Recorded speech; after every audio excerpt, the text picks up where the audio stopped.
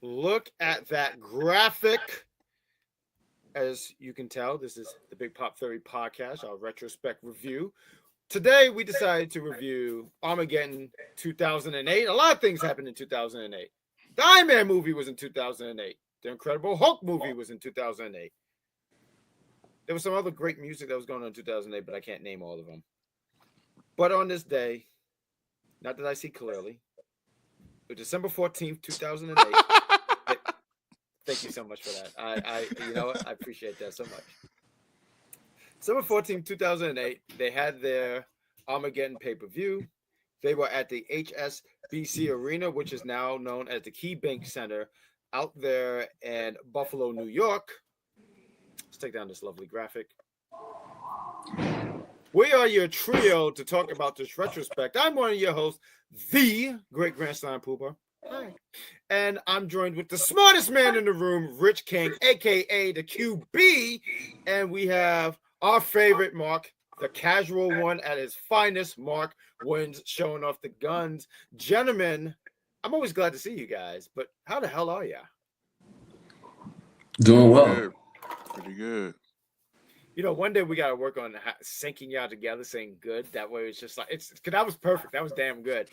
But I look forward to talking about this pay-per-view, because this was a pay-per-view before it was PLEs.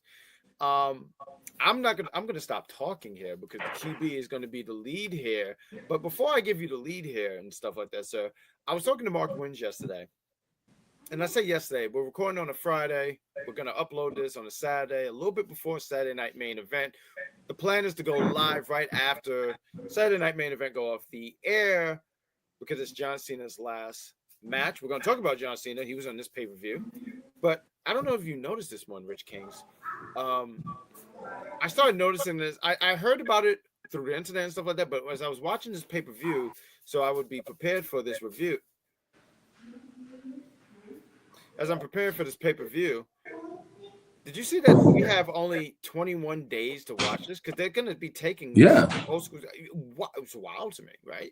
I did see that. I didn't know if they're just taking all of it down, moving it to Netflix. I thought that's what was happening. Is that what's going on? I don't know where they're going to be putting all this old school content. And I just miss where they just had one station where everything was at, where you can find everything. I've constantly said I missed the WWE Network because it was easy to search, it was simple to find things, and it was a wrestling streaming site. That was for me. Like, I have Peacock literally just for wrestling. I don't watch anything else on there. Although I might have to get back into The Office because I've been told that's such a great show. But I sit here and say all I have to say is that I don't like this stuff where they just keep moving stuff and moving everything. So where's it going? I don't know. I think it's Netflix. Okay. If I'm not mistaken, I thought they had announced it earlier this year, so I'm pretty sure it's Netflix. I'm 80% sure. Part of me think it's YouTube. I mean, they've been putting some old school content on YouTube. They have a WCW YouTube page. They have a WWE. I mean, obviously YouTube page. There's an ECW page. So I don't know where all this stuff is going. I really dislike this though. I just wish that they had kept things like, because it's so simple for all of us to just go on this, this one streaming app and to be able to watch it. So I'm just saying, I'm just not a fan of it. Like, look, I get WWE, they're going to do stuff to make money and blah, blah, blah, and that's good for them. But as the consumer, yuck. Don't worry, Netflix is going to buy everything. Everything that Google and Amazon don't get, Netflix got it. Don't worry. It'll be easy one of these days. It'll be simplified. It's true because they just, I don't know if it's completely confirmed, right? But I've heard about it. But they bought out Warner Brothers. WB. Yep. That's amazing though. Like Netflix, it's amazing that see how powerful Netflix has become. Like it's become like the Thanos of like streaming sites. I don't know. No, it's real. It's probably also a reaction to Disney buying Fox, because that was a pretty big deal as well. Okay. So okay, I can see. Like I said, like it's funny because like we got away from cable, and now these giant companies are buying all of the old cable channels. It's fucking hilarious. It's crazy when I think about it, because like I think I underestimated the power of Netflix, and Netflix has become this power. It's like a not a vortex, it's a void, and I just feel like it's becoming powerful every time. Like everything is just like like crashing into. Like I'm just amazed at the power, because I did not realize, this might sound like so silly to say out loud, but I didn't realize the power of Netflix at all. Like it's just, I don't know, it kind of blows my mind in a way. But with all that said, Rich Kings, would you like to take the floor here, sir? Yes, yes, yes. And I think it is going to be a split between YouTube and Netflix, is what I read. So, gotta love it. Gotta love it. So, yes, the year is 2008. And if you remember our last podcast we did, we reviewed Final Resolution 2008. Number two. Number two, yes, the second one, and now I just want to compare and contrast what TNA was doing compared to what WWE was doing at the time, and I just wanted to take a peek back behind the curtain to see what was going on back then. So that's the thought process of Armageddon 2008, and we're about to get into it. So the first match we have over here, we have Matt Hardy versus this undefeated gentleman here, who apparently did not speak any English. I don't know if you guys remember them speaking that in the broadcast. And for me, I know they did the announcements, and I was like, "Who is Matt Striker again? Wasn't he a wrestler?" So I had like a moment at Todd Grisham. I'm like, "Oh wow, I remember him." So it was a little like back to the past for me. I was like, "Wow, I forgot these people actually were announcing and doing other things besides being backstage and wrestling." So that was good. But the undefeated guy here versus Matt Hardy, Vladimir. I don't want to butcher his last name. Kozlov, I think is how you say it. Yeah, Kozlov. Bang. Good. Great. So I know Mark Williams likes dominance, right? So I kind of want to get this to you first. Like, how did you feel about this match here that lasted 9 minutes and 2 seconds? It was a 9-minute match. Yes. Okay, so the reason why I'm surprised at that is because I immediately noticed this. I don't want to say molasses, right? Because I'm not going to sit here and pretend that wrestling in a ring is an easy thing to do, regardless of the speed, unless you're really going molasses speed.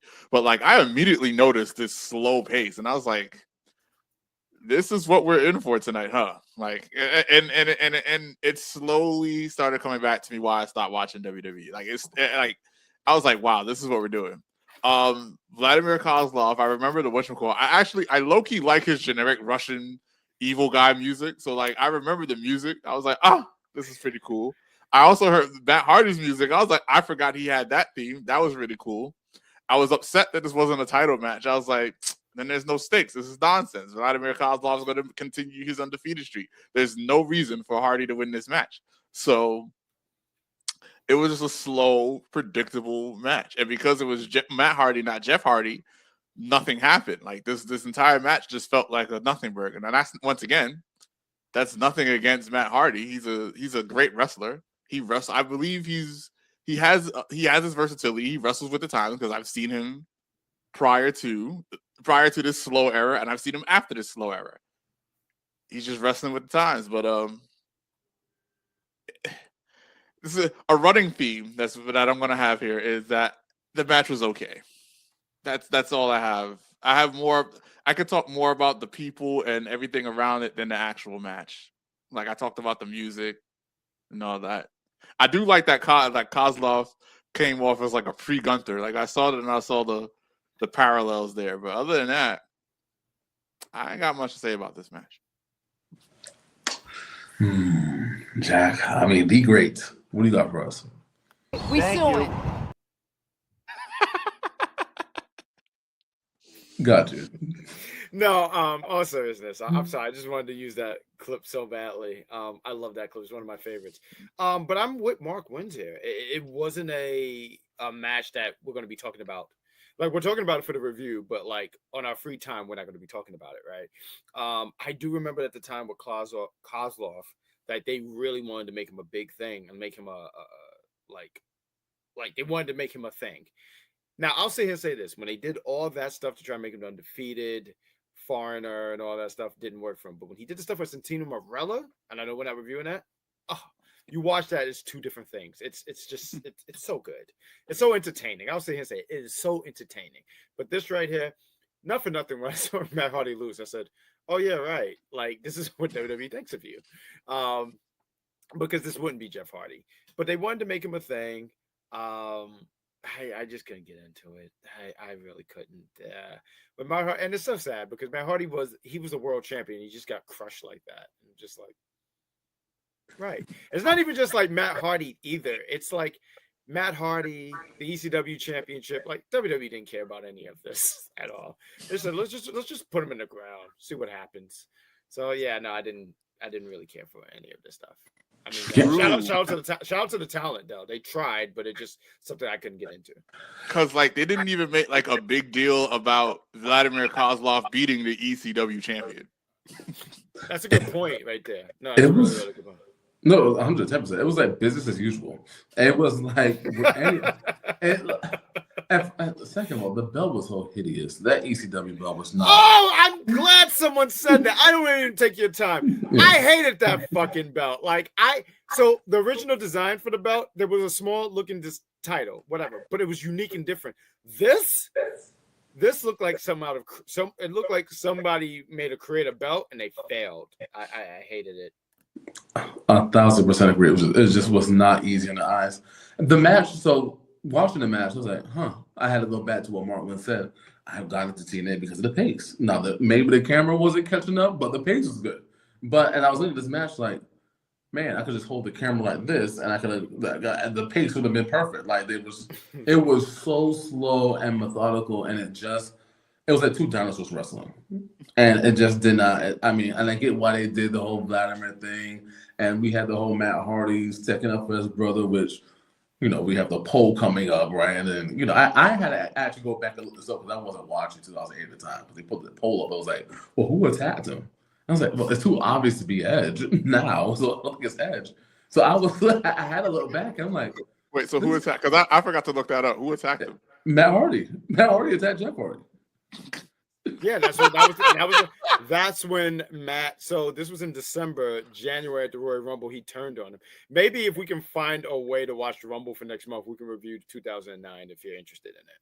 But go ahead. I'm sorry. He attacked him in Survivor Series, and it is what it is. But I don't want to spoil it for later on in the rest of the review we're doing here. But yeah, Hardy was the guy. So I guess that was the further match to tell the story, but the story was just it was stale.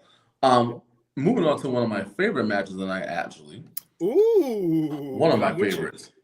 The number one contendership, William Regal's the Intercontinental Champion. They had this little tournament.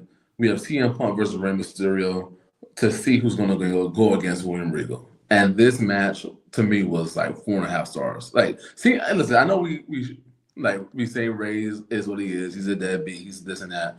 But to watch a younger Rey, yeah. But to watch a younger Rey, it was actually, I forgot your moves. Oh, I forgot how good you were. And CM Punk, when I first heard that music, the first person I thought about was the great Grand Slam. Like, it was like, as soon as I heard that music, I'm like, oh my gosh. I'm pretty sure that you would smile from ear to ear when you heard that music. So I'm going to hand this over to you first. And dude, I love you so much. Thank you for that. No, I honestly picked This Fire Burns over Cult of Personality is a really good theme.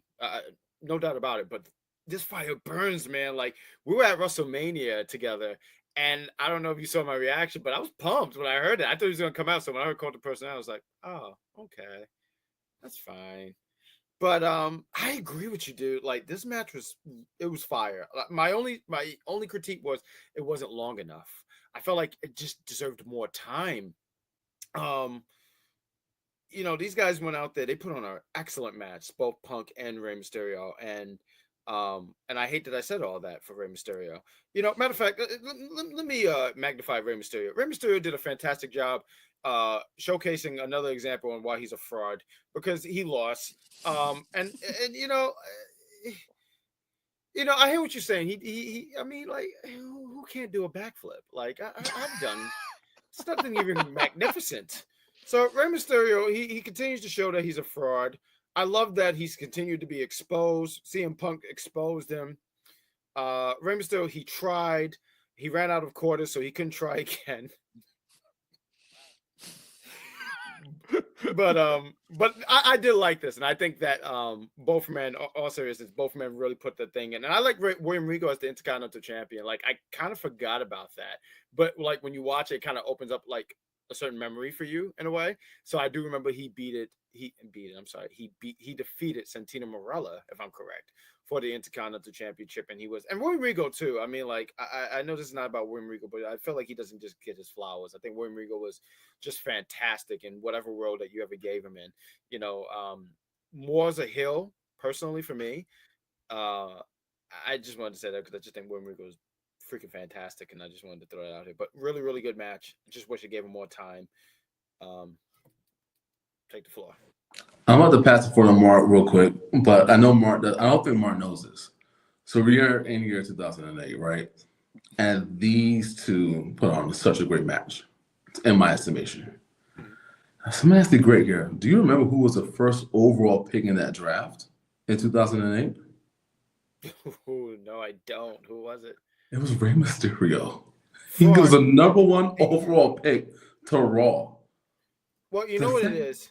Oh, go ahead. I'm sorry. Go. No, but the second pick for Raw was CM Punk. So they were kind of like showing like this is the future back then. But I was like, wait a minute. Rey Mysterio's the #1 overall pick in 2008? Oof. Well, I don't remember if the draft was like someone picked him or they did like that random, because there was a time WWE would do a random thing and I guess it randomly landed on him or something like that. But I don't. Maybe it was random. Random. Fair enough. Fair enough. But you know, I mean, who was he? He said he was #1 for Raw, right? He was #1 for Raw. Then Jeff Hardy was #1 for SmackDown. CM Punk was #1 for Raw. And then they went to ECW. So this is how much they thought of ECW. We're going to have 3 picks before you. And then we're going to draft somebody at ECW. And the #1 pick to ECW was now Hardy. And this is Rich Cage, do you remember that one time there was a battle royal? I think it was on Raw. And then Taz kept saying, we need some kids on ECW. Give us some kids. Yes. No, Taz is actually pretty good. You know, he also did remember, where's our Raw help? Like, he's something else. He is something else. I don't think Taz gets his flowers. Like Taz, I think it's unfair to compare him to like the team of JR and King, right? But I think he really held his own. Like, absolutely. Yeah. Oh, man. he was great. Mm-hmm. Well, was it? I think it was also 2007. Was it 2007 or 2008? So what was it? One of those two Survivor Series. Mine was 2007. It could be 2006 too. When Batista got put through the table, and he said, "These son of a bitches set us up." Like, we wasn't hearing that on TV, but that was Taz. Straight up Brooklyn. All right, I'm sorry. I took up my. No, I love that, but no, I think Taz deserves his flowers. I'm glad that we're like doing it, because I think a lot of times when you have conversations about people and you're like, man, they're so cool and they're so great, and they're like, oh, but do you think he's been better than this person? And like, no, I'm not saying that, but I think that I think we've all heard different commentators, and when we heard them, we were immediately like kind of turned off by them because they didn't have a certain pizzazz or whatever it is, that there was something missing about that. So I love that Taz, because Taz, he still commentates now. I mean, he's out now, but for AEW, and every now and then he says something hilarious. It was real quick, and I'll give you the floor here, Mark. There was someone said something. He said, I am calling the match. You call the match, dude. And it's like he got all a little feisty. I was like, okay, Taz, I'm messing with you, Red Hook. But go ahead. I'm sorry. I'm sorry, Mark. Please take the floor. Yeah, I'm just gonna echo your guys' sentiments. This was almost my match of the night. Like, when I was watching it, I was like, oh, this might be my match of the night. This is the match that had me entertained. This is the match. Granted, it was still a slower pace than TNA, but it was good. It was fluent. It was like, if everybody wrestled like this in WWE, then there would be. I don't think TNA would have a candle to hold, because. Yeah, I'll get to that later. I'm jumping the bounds. I will talk about this match. I love this match. I love my favorite part, of course, is Fraud Mysterio losing. That was great. But no, like, despite the fact that we call him Fraud Mysterio, this was a great match. He was all over the place. He got his nose broke. That was crazy. Yeah, that's true. Yeah. What happened? There was a point where CM Punk went over the rope and clobbered him. It was see, and I forgot how good CM Punk is, like, or is whatever. Like CM Punk back in it, like you could tell he lost a step because he's older now. He's trying to slow down and keep it grounded. But he put in some work in this match himself. Like, this was a really fun match. Like, this definitely woke me up. There's a part of me that wished that this was the opening match, but it doesn't matter because, like I said, this was, to me, the second best match of the night. This is the match that I enjoyed second most. It was great. I loved it. Absolutely. I'm so and like I said, which match of the night is here. Oh, okay, yeah. 4.5. It would be. No, I'm lying. Rey Mysterio is the one that gave it the 4.5 because otherwise it would have been a 4 for me. But Rey Mysterio losing, whatchamacallit. I have a question. How the fuck did William Regal get Layla as a manager? What happened? She was with somebody, and then so she is from England as well. And there was that connection or something. I forgot what happened. Okay, I don't want to say like Rey Mysterio, I'm sorry.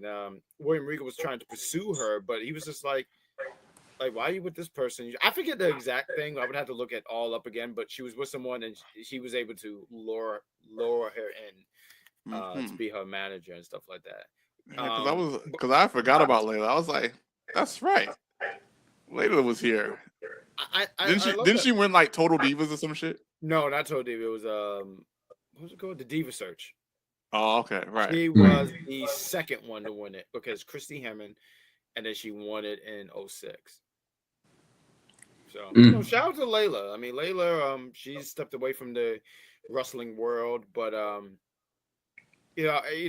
sit here and say I just love I love when good things happen with good people. So she is I don't know what she's doing really. Honestly, I don't want to pretend like I know any of these things, but like from stuff every now and then that you see on social media with her and stuff, it seems like she's doing well, and I think that's fantastic. So, but I love that everyone's given a lot of love for this match because I just thought this match was great, and I just want to throw out here. I just want to say here because we'll get to the next match. I don't want to linger too much into it, but I do appreciate this. WWE have a certain style. They have a WWE style, right? So I do appreciate like when you say like, hey, this match was a little slow, but it was a lot faster than the other match. I appreciate that they let CM Punk be CM Punk and let Rey Mysterio be Rey Mysterio instead of letting everyone be a clone of another wrestler. So I just wanted to throw that out there real quick. Yeah, and before we move on to the last match, I do want to continue to give Ray his flowers. Like, he has some very unique pins that he had on CM Punk. I was like, wow. But I'm telling you, like, I don't think I've ever seen anybody reverse the 619 as much as CM Punk did. Like, he reversed it like in the beginning of the match, towards the end of the match 2 times. Like, he just had a counter for a counter. And that's why he's the best in the world, right? Good job, CM Punk. So, to one of the best matches of the night, in my opinion, to one of the worst, unfavorable decision. Unfavorable for Mark Henry, 110%. You know, he came down here with a great Tony Atlas against Finley. And there was a segment before the show with Hornswoggle. And he said, stay your ass up the ring. But of course they'll listen. He interfered and ruined Mark Henry. So I'm about to pass to you guys, but one thing, I know I shared this clip with the Great maybe about 3-4 months ago. Mark Henry, first of all, that theme is so underrated that I don't know how people are not jumping up and down like, yes, someone's going to get their ass kicked. It's great. It's perfect. And like, I'm so hyped hearing that. And I'm watching Mark Henry work in the ring. I'm like, this is amazing. And it's this move he does where you're in between the freaking ropes and he jumps on you and slides through the rope. First of all, I'm not signing up for that. That's no thank you. But he does it so effortlessly. And man, I feel like, you know, I just want to give it a little moment. So I take my time to give Mark Henry his flowers. I don't think he really did it. Like, he should have been a champion, a multiple time champion, not just once, right? And like, John Cena, we're going to talk about his a little bit later on, but his last match is tomorrow night we're talking about. And I'll never forget the segment he did with that fake retirement to John Cena. That was perfect. Yeah, It was beautiful. yeah, So, Mark Henry's just great. So sad that he didn't get the opportunities that she should have deserved. But that's one of my favorite Mark Henry moments as we think about Cena leaving tomorrow, et cetera, et cetera. So I'm gonna pass over to you, Mark, first. What's your takeaways from this unfortunate, was belt fast brawl? Unfortunate is the word. This match was like it's interesting, right? Because like you said, we go from one of the best matches to the night, and then we go to this, and it's just like, damn, like, and it's really interesting because the commentators did a great job of selling Mark Henry. Not that you need to sell Mark Henry much, he is the strongest man in the world, and if he's not the strongest man in the world anymore, he's top 10. Like, so. Yeah, right. Top 10, top 5 out of 8 million people. Easy money. Like, I don't, whatever. You don't have much to sell. Like, they said he had ominous music, and I was like, yo, the WWE claims that 3-6 Mafia made ominous music. And I was like, yes, and I agree with Rich Kings. That theme is terribly underrated. It's interesting, right? Because that's the theme that they play in the WWE is the short version because it has this like longer intro or whatever. And it would be cool. I don't know if it ever happened. Maybe it has happened. I don't know. If he had like one of those entrances where like the lights go dark and you just see the screen and the screen does things and then you hear the intro. I don't know. You guys would have. I don't know if you guys ever heard the intro, but if you heard the intro and you rewatch this particular clip of me talking about it, I think you would get the vision of what I'm going for. Where like if you're at home, you're watching it, and like I said, everything goes black, and they do the thing where like they go into the Titantron, like where they do like what they used to do with DX, how they okay. Yeah, like that. Yeah, they could have done that once or twice with Mark Henry's theme because like I said, there's an extended intro, but like Rich King said, he never really got the opportunities that he probably should have gotten. But yeah, back to the match. This wasn't even okay. I mean, it was okay. So we have all these items, all these weapons, and I don't know. Like they were used, but not enough. And I think part of the reason why they weren't used enough is because Mark Henry doesn't fucking need them. Like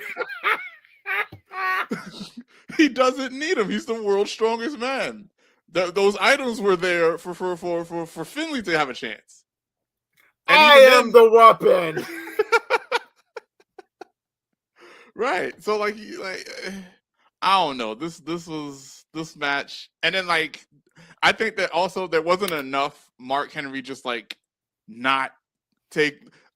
I get it, right? It's Mark Henry and it is wrestling. He has to sell, but I don't think there was enough Mark Henry not selling shit. Like, oh, you hit me with a kendo stick, whatever. You hit me with this whatchamacallit, whatever. Like, you better double team me. You better you need more than Hornswoggle. And then Hornswoggle's your assist. Hornswoggle is your game changer here against the world's strongest man. I've said enough. This match was very, very not good.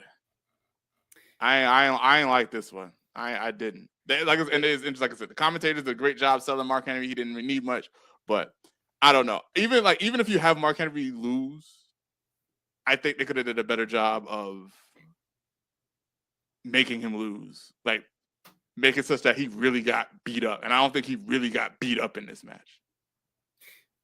Can I play a video on what I think you guys want to tell the writers of this match? Go for it. Okay. Hey, pal. You just blowing from Stupid Town?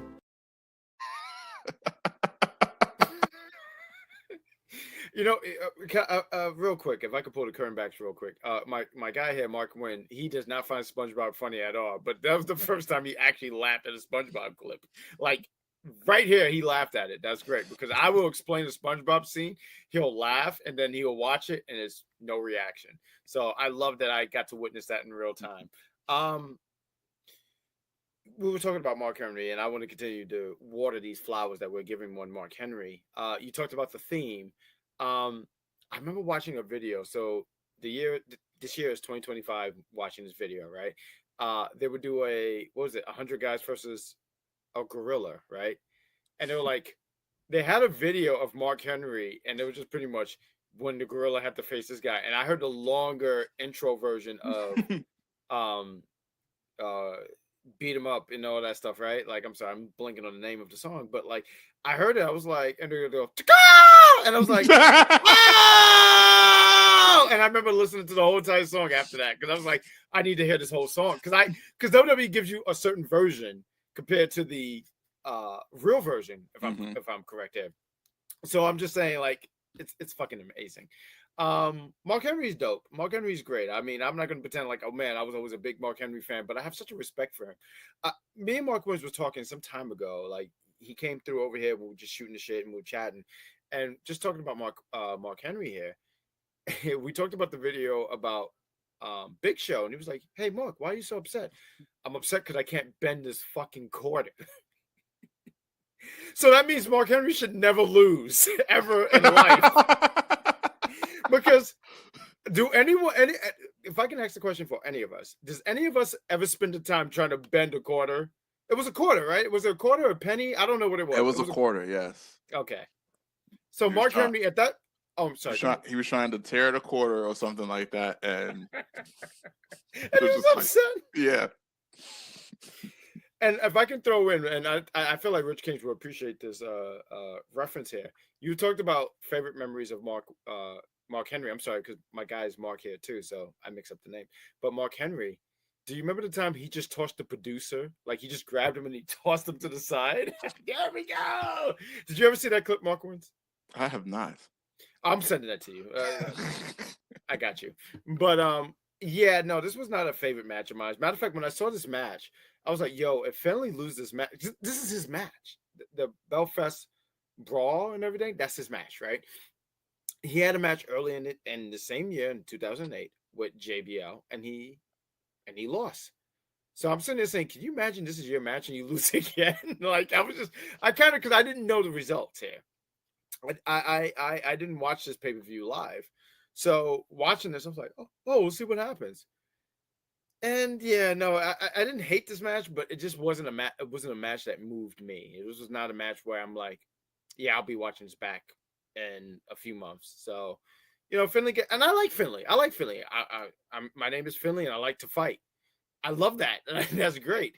But it just wasn't something for me. That's all. It plain and simple, it just wasn't anything that I'm going to be watching back in the next few weeks or anything like that. So, but I like Finlay. I like Mark Henry, and somebody going to get their ass kicked.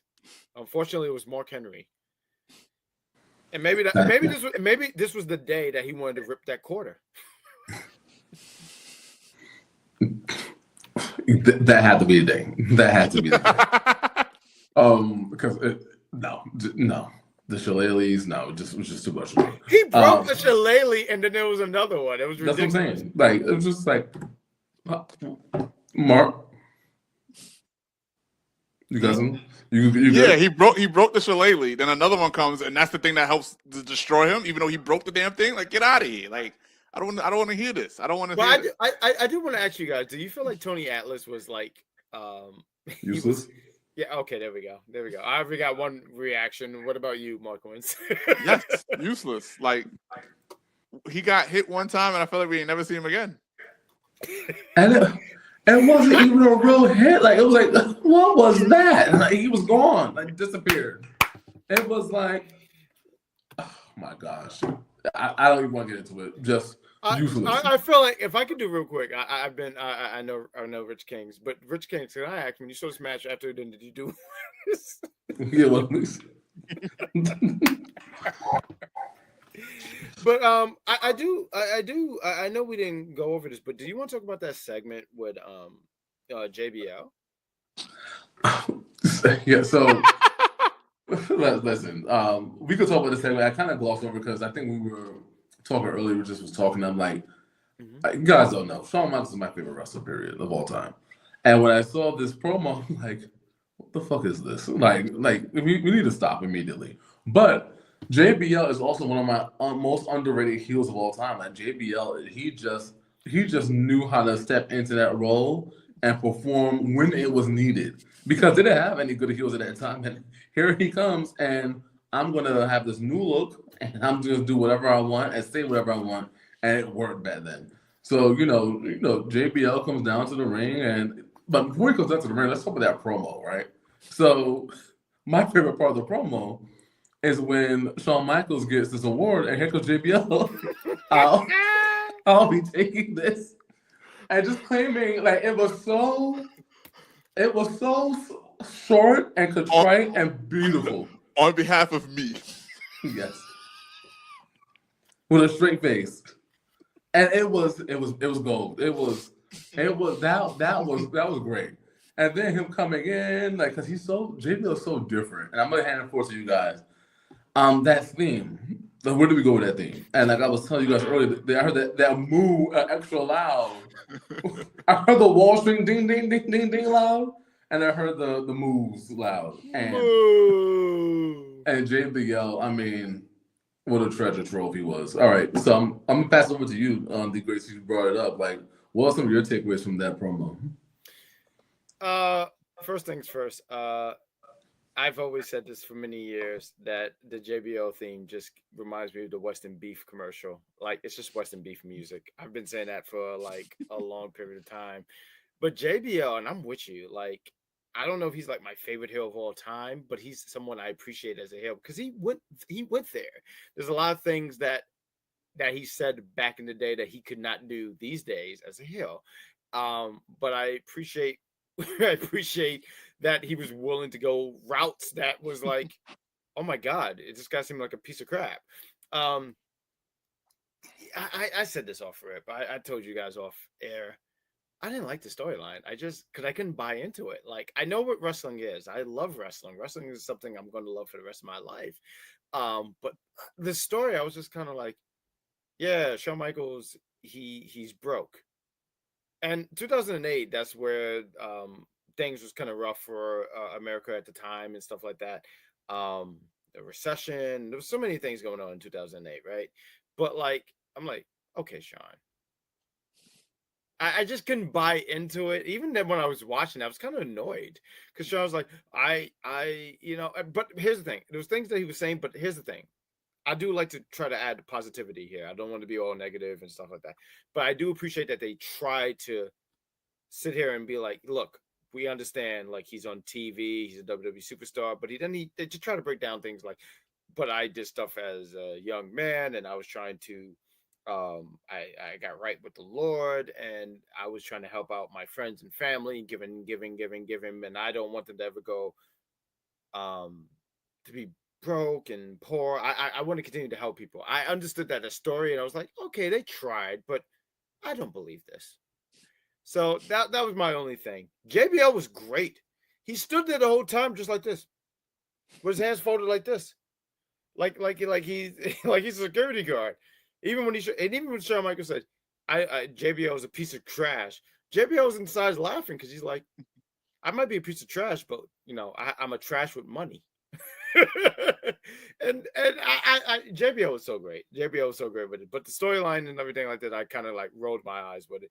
Because I even remember, I don't know if it was like before or after, but there's one where Shawn Michaels and Triple H is talking. Triple H is like, "Why didn't you ask me?" I'm like, "Yeah, why didn't you ask him?" But I do, like I said, I appreciate that they tried. It just didn't work for me. That's all.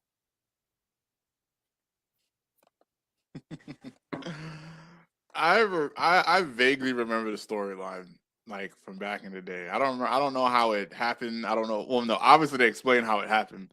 I don't remember like the result. I'm guessing Shawn Michaels beat JBL in a WrestleMania or something like that. I don't really know.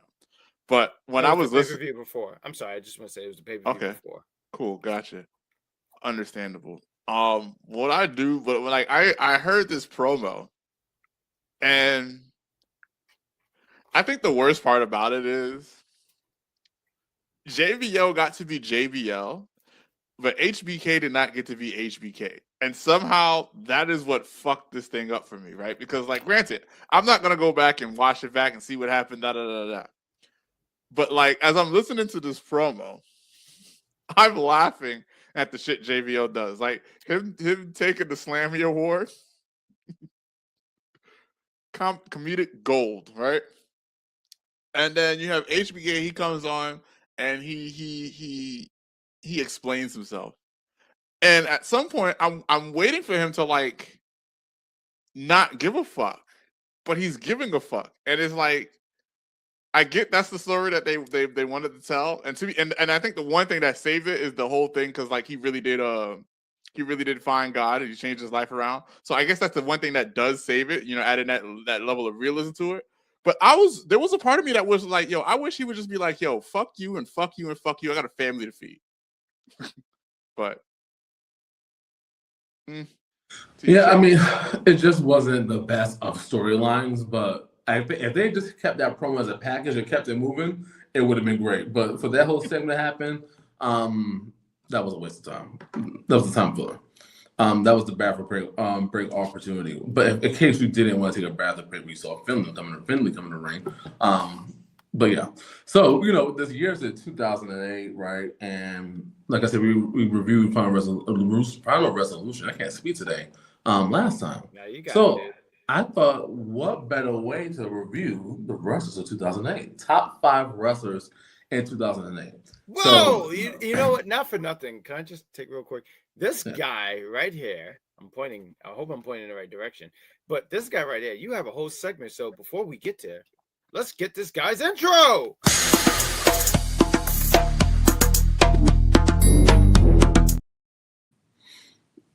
folks, that belly is gone. So please ignore that belly there. All right, but the year is 2008, and I have 5 wrestlers that were the top 5 in my opinion, based on my history and my research doing. That I think was the top 5, and I'm gonna spoil some things for you guys. Shawn Michaels, he's not in the top 5. The Undertaker, he never was. We're gonna Undertaker, not in the top 5. And the other person I don't have in my top 5, surprisingly, to some people might be for John Cena. John Cena is not in my top 5 in 2008. So coming in at number 5 is Triple H. So if you remember, I don't know if you guys remember, but I know the great he remembers, right? Triple H was in that main event with Randy Orton and John Cena at WrestleMania. Triple H is always in that title picture, right? After Backlash, he defeated Randy Orton. He was a champion once again and took that championship all the way to Survivor Series, which he lost, unfortunately. But Triple H is always in the title picture. And he was actually on SmackDown. And I know growing up, all I remember seeing Triple H on Raw. So see him on SmackDown, it's like, wow. And he actually helped carry SmackDown. So for me, Triple H came in at number 5. Coming in at number 4, I have the person that defeated him, Edge. So this was a solid year for Edge. So Edge, Edge had a very, very, very strong year in 2008.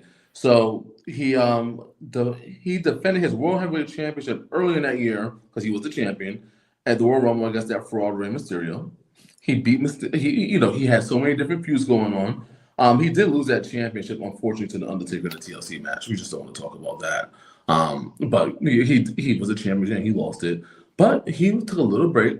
But guess who brought him back? Vicky Guerrero. Yeah. She said, "You're coming back." They had a little TV script. He ends up coming back to Survivor Series, winning that belt. He's back here in Armageddon. He just had a hell of a year with storylines in general. So coming in number 4 for me was Edge. Number 3, Samoa Joe. Now I gotta sell Samoa Joe to Mark over here, but Samoa Joe had some year in 2008, right? So Samoa Joe, he feuded against Kurt Angle. He beat Kurt Angle. He beat Booker T multiple times. He had feuded with so many different people that he was on that was called the front line, I guess, in the first pay-per-view of Resolution. And he stood his ground. And he was consistent from January all the way back down to December. I think he was almost in every pay-per-view when I was looking it up, except for maybe one. I don't know which one that was, so I don't have the information for you. But he was very consistent with TNA, needed a consistent person. So number 3, Samoa Joe. Number 2, Randy Orton. Now, Randy Orton, man, he had some 2008. Like I said, he made evented WrestleMania. He won. He had long feuds with Triple H, long feuds with John Cena, and this was the debut of the theme Voices in 2008. Back now, I know you like the other one, but Voices. You know me. Yeah, I know you. But Voices, man. I mean, it's classic. I mean, when we hear it today, and they travel internationally, all these fans all they do is sing the whole lyrics. It's like a Michael Jackson concert. It's like they know boom for boom for boom, and it's iconic. And this was the debut of the bold Randy Orton and the punter. So he was a punter. I don't know if you knew that, Mark. He was a punter in college. Did you know that?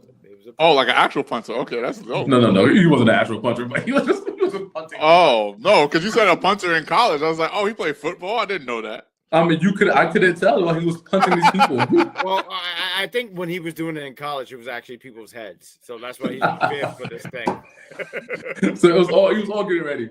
And number one, to me, clearly had to be Kurt Angle. Kurt Angle, 2008. It was called a veterans table. He created that main event mafia.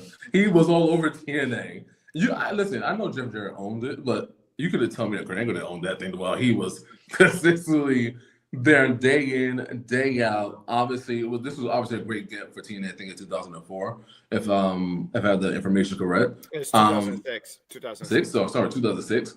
And fast forward 2 years later to watch how he just took over this company. I don't know where TNA would have been without Kurt Angle. If I can just jump in here, I think your top five is fantastic, honestly, from everything that you're saying. But Kurt Angle was the greatest acquisition ever for TNA. Like, maybe I'm wrong on that, but I feel like if you do a top five, Kurt Angle is making an easy top two. Easily. 100%. I'm like TNA's. I'm not the biggest TNA person of the thing, but I do remember Kurt Angle being on TNA, and I do remember him causing some problems on TNA. And I remember when he left WWE at the time, I think that's also why I was like, what are we doing? Because he was one of my favorite wrestlers, acting wrestlers at that time. Like, why? Well, I understand, like, listen, creative and Vince and all those other problems, I get it.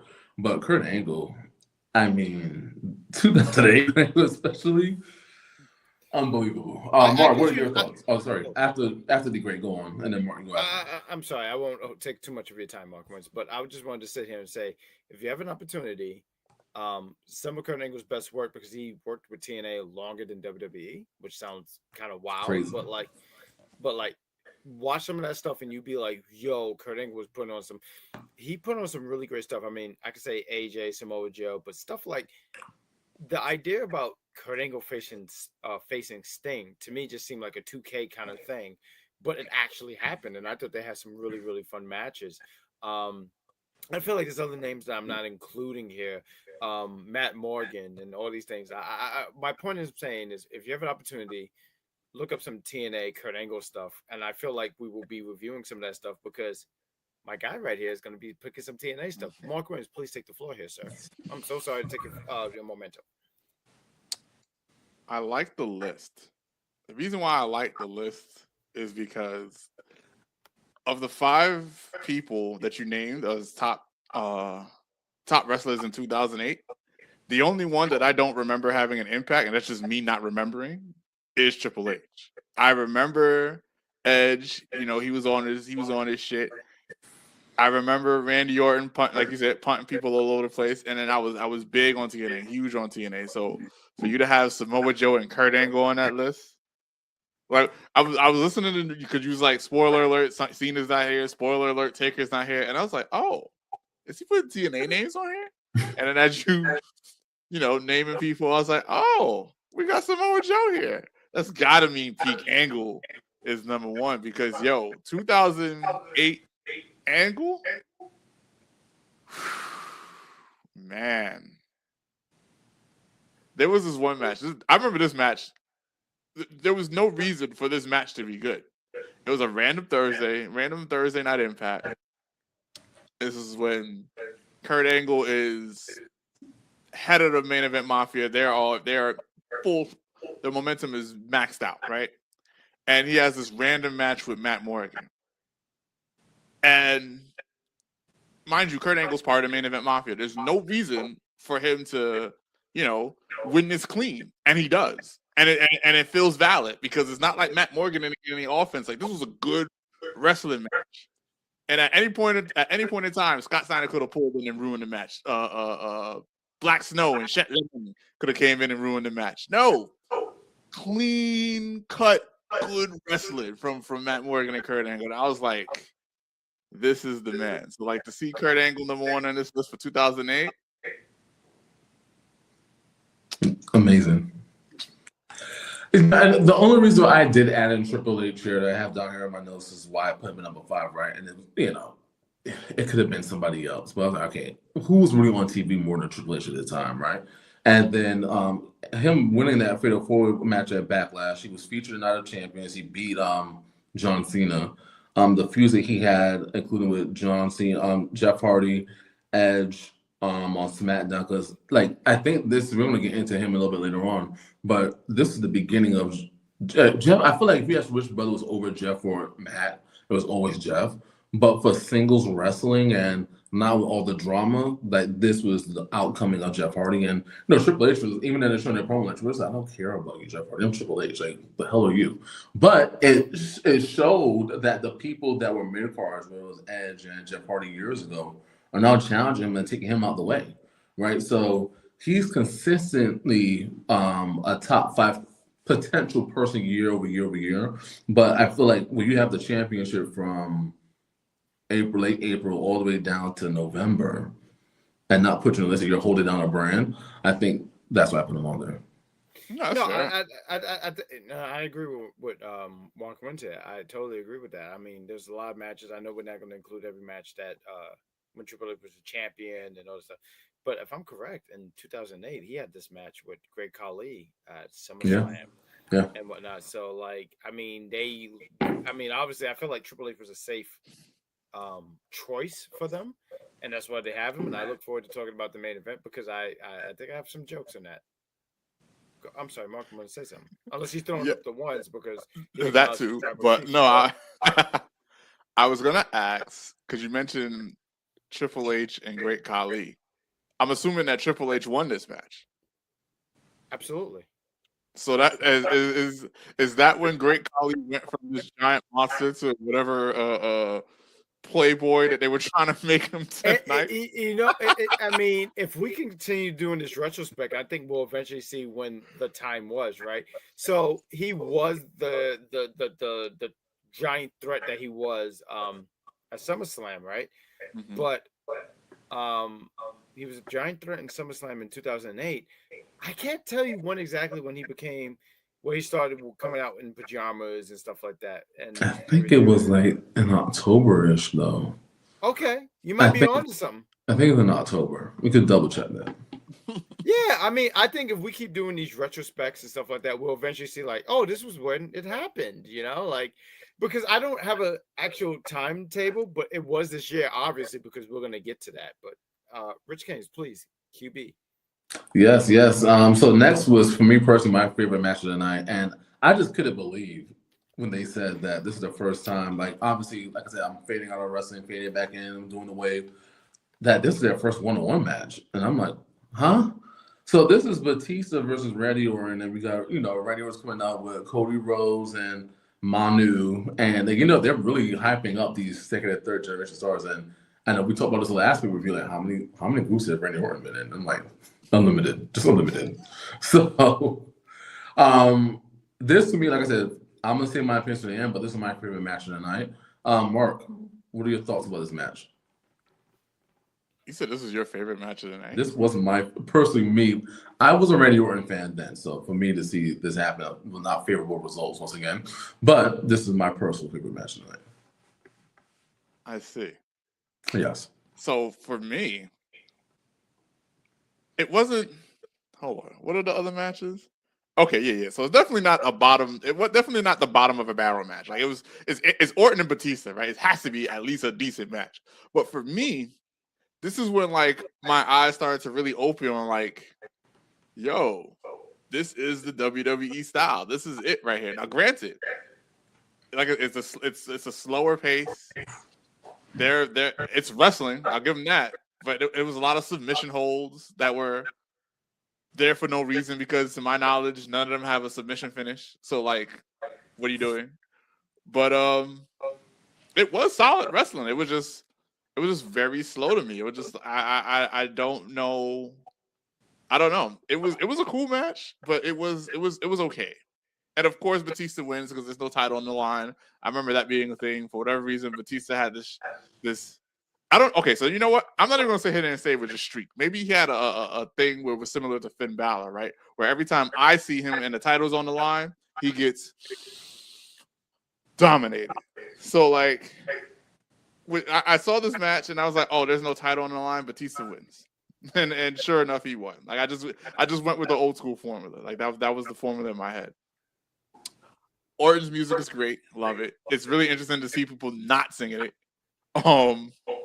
Batista with the pyro. Does anybody have pyro like Batista these days? Because I feel like nobody has pyro not like him. I mean, Cody Rhodes is probably the closest. Yeah, no, he's not lying. Yeah, no, Cody. Matter of fact, even then, Cody doesn't have enough pyro. Yeah. And then Roman's after him. But go on. Yeah, because he has a whole machine gun clip worth of fucking pyro. I was like, oh, I forgot about that because it's so out of place. You don't see it anymore. But it was okay for me. I don't know. It wasn't. This is when I'm, like I said, I'm watching this match and I'm thinking to myself, and once again, Orton, I don't remember too much of his Legend Killer stuff because I wasn't really watching it then.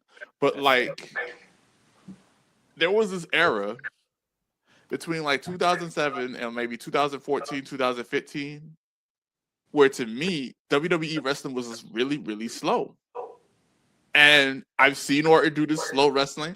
I've seen Orton do the slightly faster paced wrestling that we see now. So it's like, this is just what we're doing. And I do wonder if like there was some UFC influence with this, because I remember that was a big thing back in the day. I think I'm running a little too long, but I think back in the day there was a lot of people that didn't like UFC because all they wanted to see was stand-up strikes. They didn't understand, the submission holds and the ground game. And I wonder if that was an influence on the wrestling in WWE back then, where they wanted to emulate that ground game, because there's no reason, in my opinion, for Batista and Orton to have all those submission holds that they have. But yeah, I mean, some fair points with the match, right? I think for me, what I liked about is the story of where they were before, right? So how they turned, we have the final match, they're actually facing, then there's the interference. If you stop the interference, we have the match, whatever, right? Unfavorable result for me, obviously, with me being at the time a Randy Orton fan, and the Legend Killer stuff was just great. Like what he was doing. For me personally, if Kurt Angle didn't be Undertaker Street, I wanted it to be like a Randy Orton. Like those are my two picks, and I guess they were asked, and they both said no for whatever reason, which I don't understand. But I do think that this Randy Orton, I think, was the start of the Legend Killer, right? Like the start of, not Legend Killer, the start of his different career path, because he was a Legend Killer up until then. So now we're getting the Psycho Randy Orton that we're seeing up until currently, honestly, up to present day. You don't know which way he's going to go. As we saw as early as WrestleMania when John Henry came out and you saw flashes of the old Randy Orton, right? So I think that this was the beginning of the Randy that we see now, and it's been very consistent for a character, whether they're good or bad. So for me, seeing flashes of that, and then this is where it began, helped me like say, okay, this is why I like Randy Orton a lot. The great. I'm kind of with Mark here with it. It was a slow pace. This match, there was nothing really offensive about this match. It was just slow. And I think what it is at the end of the day is like, what is your preference in wrestling matches and stuff? So I like to throw positivity out here.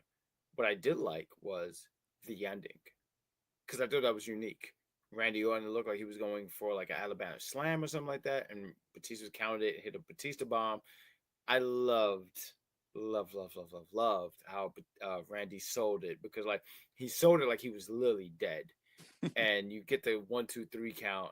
I do appreciate that very much, because I feel like in today's wrestling, look, I'm close to my 40s. So I've been watching wrestling for a long time. So when I see a lot of people kick out of wrestling finishers, I'm kind of like desensitized from it, right? But to see him just lose to one Batista bomb, because in the year 2025, it would have took three of them to beat him. So I do appreciate that very much here. When it happened, yeah, I was talking about voices. I do want to sit here and say this. I'm not a fan of voices, but I understand when your character change, everything about you have to change. So I think he did the right move completely. But Burning Your Light is still the best Randy Orton theme. If you want to fight me, you'll lose because I forget the Pokemon who has boxing gloves. Hitmonchan. So image that, but he have 8 arms. That's me. You don't stand a fucking chance. I think you're gonna hit him with the octopus stretch. It's a good move. but like I said, this match is that was from Mark because he Mark, I want you to make sure I want you to make that's going to be a shirt eventually. So write that down for me, sir. This is my lawyer here, but I do want to sit here and say that there was nothing really offensive about it. It was just slow, but I do like that history there. I do. I'm with you on that, Rich Kings, where you were talking about how they were talking about evolution and everything like that, and they talked about when they kicked him out and Batista throwing out and stuff. And Batista's a really, really good dude. So I don't want to shit on this match. It just wasn't a favorite of mine. But yeah, it just didn't do anything for me. I wasn't moved, but it was a good match. It was a good wrestling match that was just slow, a little too slow from my taste. That's all. That's fair. That's fair. Coming up next, we have this 8 Divas Secret Little Santa's Helper match. It was a whopping 4 minutes and 33 seconds, by the way. So we had Jillian Hall, Maurice, Natalia, and Victoria taking on Kelly, Maria, Michelle McCool, and Mickie James. So I'm gonna pass it off to you first here at the Great. What are your thoughts? And then we'll switch it over to Mark Wins. Ooh, it's funny. I was talking to one Mark Wins about this off air, and women's wrestling is so different now. It's totally different. So the talent in this match, there's a lot of talent here. I want to make sure that I got these women's name correctly here because I just think that's so important here. You have Kelly, Maria, Michelle McCool, and Mickie James, Jillian Hall, Maurice, Natalia, and Victoria. And there's some women that's better than others. But this match was it wasn't even a match. You hear the commentators here, and the commentators are not even making this match feel important. It's just pretty much hey, there's a lot of pretty women out here, and they're doing these things. I don't know. This match didn't do anything for me here. The talent was there. I just want to throw it out there. The talent was there. There's a lot of talented women in there. But I don't even want to talk about the match. The thing to just show you that this match was not even important here was after the match, Great Khali comes out. He comes out. I forgot what his manager's name was, but he comes out there too. And he's saying this. He wants to kiss one of these women. And when you watch this, you're like, yo, this is so outdated because this was something that just wouldn't be a thing. So Michelle McCool is out. She's like, nah, I don't want to have anything to do with this. The heel team is already out because they lost, right? And then when I hear Great Khali's manager goes and we're gonna I thought of a backup plan. And this is someone who's worked with Santa for a long period of time. I immediately said, oh no. I already knew where this was going. As soon as I heard that, I was like, oh no. And then you see Mae Young. You see Mae Young comes out. And God bless Mae Young. Mae Young, I want to give her flowers because she's tough as nails. She's great. But I'm like, oh no. And she comes out and I'm like, oh, her and Great Khali is gonna dude, are you serious? I'm doing the show. Bro. Okay. He wants to join the show. But I see all this is going on, and I'm just like, oh no.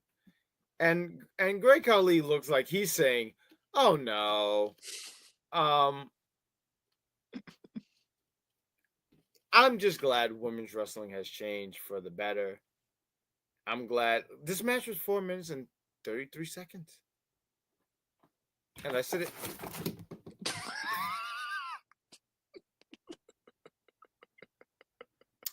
I am so upset. We just saw something. I'm going to talk to him. Mark Burns, please take the floor because I'm going to take an exit here. Oh man. Okay, so this match, it was really interesting because of the commentary. The commentary in this match was absolutely insane. It's like night and day compared to like how they commentate the women today, right? And I might be a little crass here, but I like what I like. If you watch enough of these reviews, you may pick up on, what I like, right? I like my Jada Parkers, my Naomis, my Baileys, you know what I'm saying? And that's not now this is not, it has nothing to do with talent, right? Because I'm not going to sit here and say Charlotte's not talented, Becky's not talented, Tiffany Stratton's not talented, even though I know you guys could not stand her run. But I like what I like. And I'm watching this match, and there's nothing appealing to me. Not that they're not pretty, but I like what I like, right? So there's nothing appealing here. Maybe Mickie James, out of everybody, Mickie James is lit to me. Everybody else, not for me. Not my type. Like I said, still pretty. We got Mickie James, Michelle McCool, Victoria, and Natalya. I think it was just those four. It actually would have been a decent match. But because they had the other four, Kelly, Maria, Jillian, and Maurice, who I believe are, on the lower tier at that time in terms of women wrestling talent, it just wasn't that great. And then, like I said, the commentary was wild. The commentary, you cannot commentate women like that these days. I think the only person that can almost get away with it is Booker T. And the only reason why he can get away with it was two reasons why he can get away with it. One, because he's married, and two, because the way he commentates about them, it's still tasteful, and it's still in a way that, they might be pretty and they might be sexy, and I might be, somewhat objectifying them, but I'm very well aware that there's a person behind that what I'm talking, the shit that I'm talking, and they will kick your ass. You know what I mean? So it's different. Whereas here is just, obviously, I don't think King said puppies, but it's just, oh, look, the puppies, and they were like, which one is your favorite? And it was, and I think that somebody was like, oh, bring one of them to Raw. I was like, yo, what is this commentary? This was ridiculous. Like, actually treating them like pieces of meat. It was really, really, really interesting to see. But I'm not, to be fair, I'm not mad at it, because it was a product of its time. It is what it is. I'm not gonna sit here and be like, oh, I guess we gotta cancel the WWE. Absolutely fucking not. Like, it is what it is. It was what it was, and that was the appeal for its time. But yeah, then we had Great Khali come out. That was the other thing, right? Somebody coming out talking about, oh, he's going to kiss somebody? What? What do you mean? Not in my 2025, he's not. Like, what are you talking about? It's kind of wild, like when you look at it in these different eyes, right? Yeah, like, what do you mean he's going to kiss somebody? Now to be fair, they went about it in a fairly consensual way. It didn't have him, sexually assault someone on TV, but it was just, man, this was something. If there was ever a thing where it's like product of his time, this was it. Yeah. I mean, even the match. I'm sorry, I stepped away just to make sure I can get this back up. I apologize for my stepping away, but like, even when you look at the match and the way that the women were dressed, like, a younger me at the time was like, oh, because I didn't say anything wrong at the time, because I was a young man. But even now, like now at close to 40, I'm like, what are we even doing?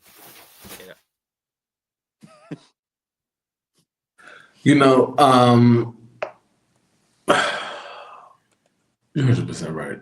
It just, both of your opinions. It's just, we've evolved, we've moved on. But it's just a little ridiculous. And to Mark's point, like, it just was not. I think that's what it was just a no. Let's put it that way. It was just a no.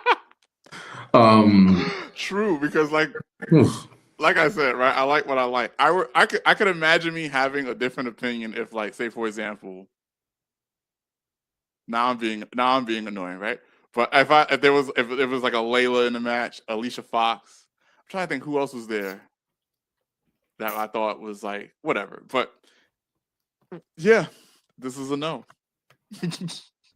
No, it was a no, and I'm glad that if I could just throw my last 2 cents here is that I'm glad that women's wrestling has evolved since, because I can't see someone like, I say Sasha because WWE, but Mercedes Moné or Bailey, and not because these women, they're very pretty, they're very Very. attractive women, but I don't think they would do any matches like this.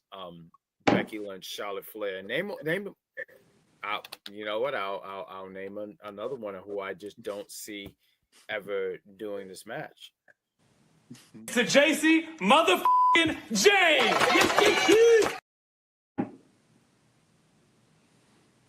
All pretty women, but I don't see them doing that because they're too busy out here putting on some classics and stuff like that.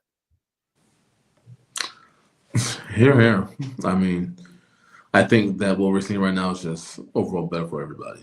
And if I could just go out here too, the Yeah. women here, as I said that, and I didn't mean to interrupt you. My apologies. I'll make it real quick. I think the women out here in wrestling are very much killing it, and I love that they are doing such a thing out here because they're proving that, like, yeah, the men and all this stuff, and they're doing a fantastic job, and that's cool. And I want to give the flowers to the men out here because I am man, but I love that these women out here proving that, like, hey, we can actually be we can kick ass just as well as the men. So I just think it's important to throw it out here, and I salute you women who are doing a fantastic job at that. Here. All right. So maybe I'm curious to know, is this next match, is this your match of the night? No. Oh wow. All right, so we got John Cena taking on Chris Jericho. I'm so tired of John Cena. I know. For those of you guys that don't know, and you should know, if you're watching this, you should know the great Chris Jericho is one of the great's favorite wrestlers. So I know this wasn't a favorable decision by him, but so I'll go first here with this one. Like, John Cena's retiring tomorrow. And some might say it's sad, but I'm like, sometimes it's about time. I like this. This was the type of match that irritated me as a wrestling fan, right? I felt like, so you get this video promo, and once again, Chris Jericho, he was not in my top 5 of 2008. He was the champion or wrestler of the year. And then we say these things, and he loses to John Cena. He loses on a tap out. Chris Jericho is tapping out to John Cena. It's just disrespectful. So how do you think I felt? How do you think I felt? Yeah, I can only imagine how you felt, because I'm painting this picture in my head. And I said this is my first time watching wrestling. So this guy's a wrestler of the year, and he just tapped out. He gave up. So maybe he gave up. You're a wrestler of the year of WWE and gave up. That's what you're telling me. Sounds good. So Jericho was classic Jericho this match, doing all his moves. I love Jericho. One thing I do like about Jericho, his antics. When he gave that bulldog to the steel step, and he's like yelling, yeah, voices he's doing. He always does this stuff. But Jericho, amazing wrestler. I'm pretty sure he's gonna get his fair world tour here soon. I'll pass on to the great first and then round it out to Mark wins after. This was a debacle. I hated this. So a few things. You know how you said it should be a retirement? Gunther's licking his lips. Chomping at the bits. I feel like, so someone say retirement. Retirement. That's Gunther. Gunther's ready to just. I thank God that my mother retired a few years ago, because I feel like there would have been a match between my mother and Gunther, and I would have to interfere in that match, and I know I don't stand a chance. Jump the rails. I would jump the rails. Mark Wins knows this. I'm always ready to jump the rails for something.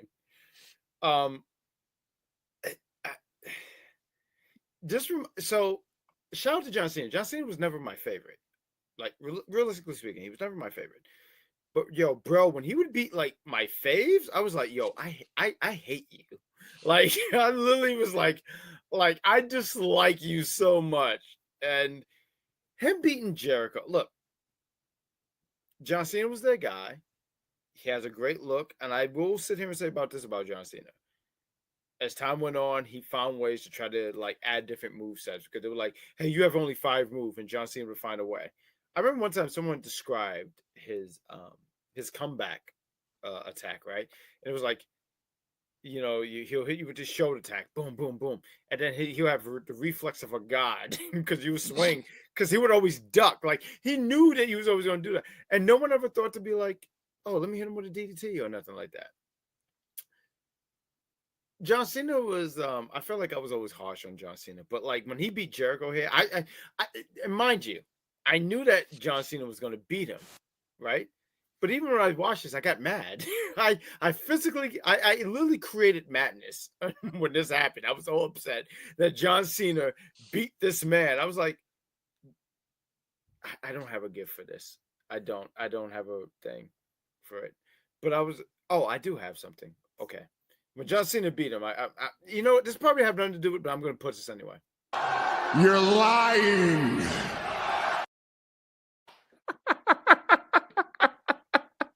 I have videos. Maybe I should stop doing these things, right? But I was just so upset. Like, I was so upset about this. I just immediately said, "Of course," and I think I I just said, "Of course, of course." I didn't like it. I honestly didn't like any of this. I was so upset about this because I just think that I don't know. Like I like Jericho.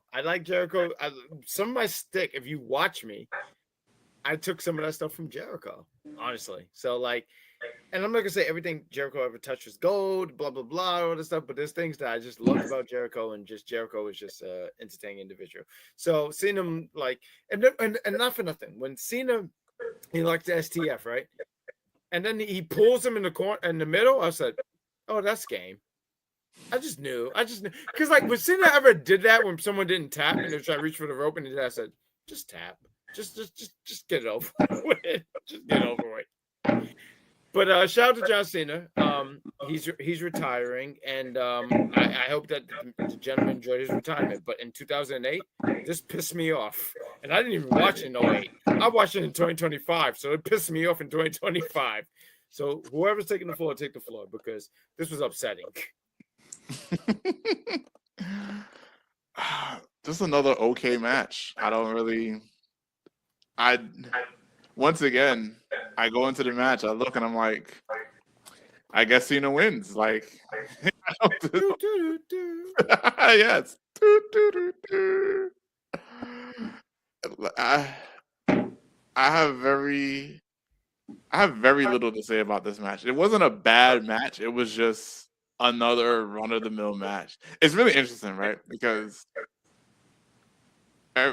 right, the 5 moves of doom. Oh, Cena only has 5 moves.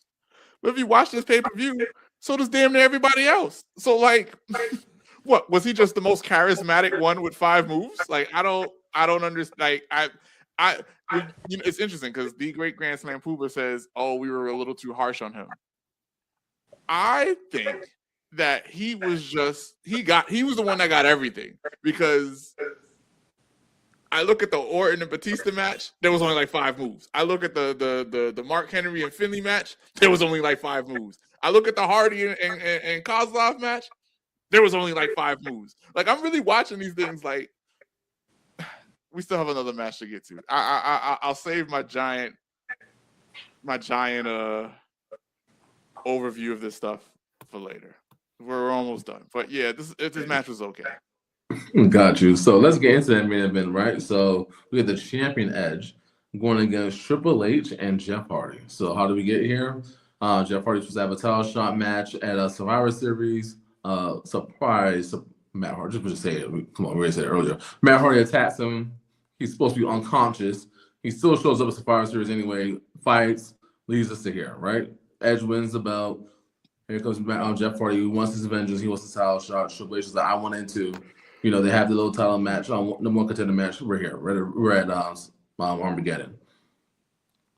I'm gonna leave this for you guys, but when the level, like, obviously we know wrestlers, we know it's not real, right? You know, but again, it's not real. But I'm just gonna fast forward to the end for me, and I'm gonna just give the floor to you guys. I'm gonna let you unload first. My mind when I watched this, and real time watching this, Triple H. Forget the outside interferences. That all right, whatever, we get it. Triple H. You guys know I've been on in-ring awareness. Triple H says, "I'm gonna pull your leg down. You fall on the thing. You're not gonna be knocked out forever because normally people are knocked out, I guess, for the rest of the match at this point." He hits the pedigree. I guess Jeff Hardy has balls of steel, and he hits the Swanton bomb strictly on Edge, but somehow Triple H feels it and he rolls out the ring. So I say, you know what? Maybe Rich, maybe you didn't see that right. So this is WWE 2008. So they have the nerve to show all these replays, and they give you a straight shot, like how I'm looking at both of my guys right now. Straight looking at it. I see the Swanton bomb hit, and maybe it hit Triple H's arm. Maybe it hit his finger, and he's gone. He's gone. Guys, he's gone. He's gone. 1, 2, 3.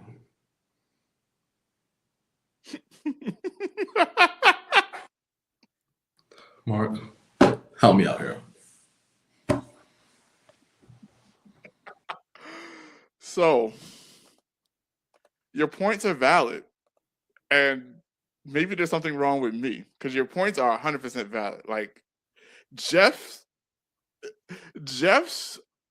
in-ring awareness or like his tactics in this match made no sense throughout the match. Like there was a point where Triple H was going to pedigree Edge, and Jeff attacks Triple H. Like, yo, let him pedigree Edge, let him do the damage, and then you take advantage. Nope, we're just gonna whatchamacallit. There was something else he did. I think. Oh, Edge is about to concerto Triple H. I'm like, oh man, I haven't seen a concerto in forever. I'm in. Let me see this. And Jeff stops Edge from hitting a concerto. Let him do the damage, and then you can take advantage. It rhymes damn near. Like, come on, this is. So at this point, I'm like, yo, I hope he fucking loses. I can't deal with whatever Jeff is on. I don't get it. I don't understand nothing that's happening. Right, we do have the run-ins. We got Kozlov coming in, ruining Triple H, and then Matt joins, and before Matt could even do anything, I think Kozlov damn near destroys Jeff, and then Kozlov starts beating Matt Hardy's ass all the way to the back, like. This is when I'm like, yo, there must be something wrong with me, because like. This was my match of the night. As chaotic and as much sense as this match did not make. Granted, Fuck! I came into this match not even knowing that Jeff Hardy was going to win this match. Because like I said, after a certain point, I was like, yo, I hope he fucking loses. Because he's an idiot. Like, what is he doing? He's doing does not make logical sense to me. Then he that swan bomb at the end, and then, like Rich King says, barely hit Triple H, maybe, and then he wins. And I was looking at this, and I was like, so I'm confused, right? Because I'm in my mind, I'm like, this is my match of the night, but what the fuck did I just watch? Because it didn't make any logical sense to me that Jeff Hardy somehow he still won and with the title. Like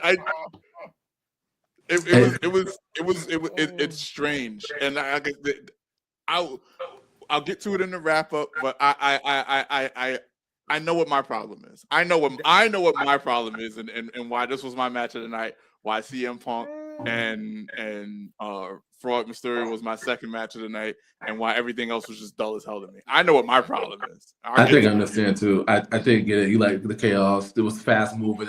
There was action every second. There was something moving around. My attention span. I'm looking like, well, wait, what? Who? He? How? Like I'm like looking like it's a Brady Bunch on multiple screens. That's what the hell's going on in this match. I will repeat this again before the great goes. Jeff Hardy has some of the worst wrestling IQ I've ever seen. Like he just like he should just wait.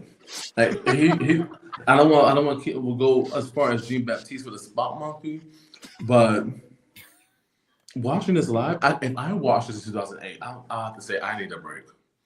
I need a break. I would need a break. And then what also I did not like. This is my last point before I hand over to D Great. That theme that Jeff Hardy came out to, and then we had to hear for 3 minutes after he won the match. I'm like, stop with this thing. I want to hear nothing. No. I turned it off. It was horrible, wasn't it? I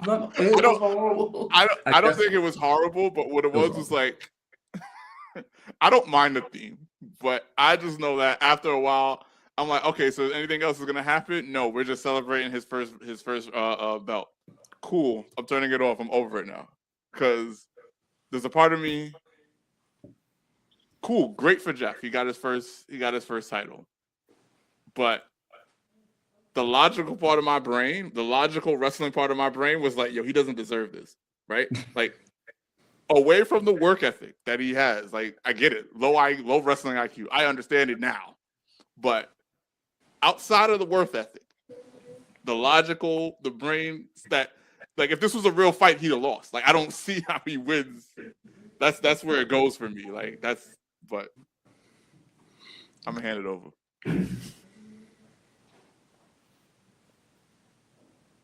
Oh, that's for me. If that's for me, I'm sorry. Yes.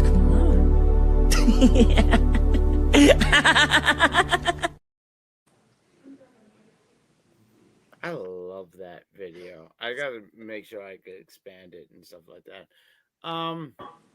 This wasn't like no match of the night or anything like that.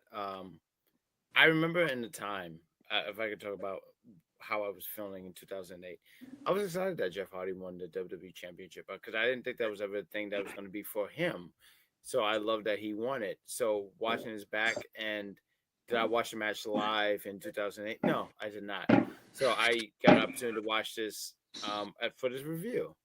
That told me that I have only 21 days left with Peacock.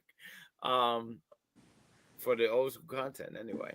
But I was happy for Jeff Hardy winning the championship. I'm a big Jeff Hardy fan. If there was any kind of if you were saying what's inspiration look like for you, I would say Bret Hart and Jeff Hardy would be another one, and Chris Jericho, because I feel like Chris Jericho had the most charisma between the two guys that I just mentioned. But I do want to talk about some things about this match here, right? Like, we don't talk about match by match and movement by movement and all that stuff, right? But a few things. You talk about a shout out to Rich Kings, because you talk about awareness. And the one thing about Rich Kings, it doesn't just relate to wrestling. I'm gonna pull the curtain back a little bit. When we would play Smash Brothers, Mario Kart, he was like, your awareness is poor.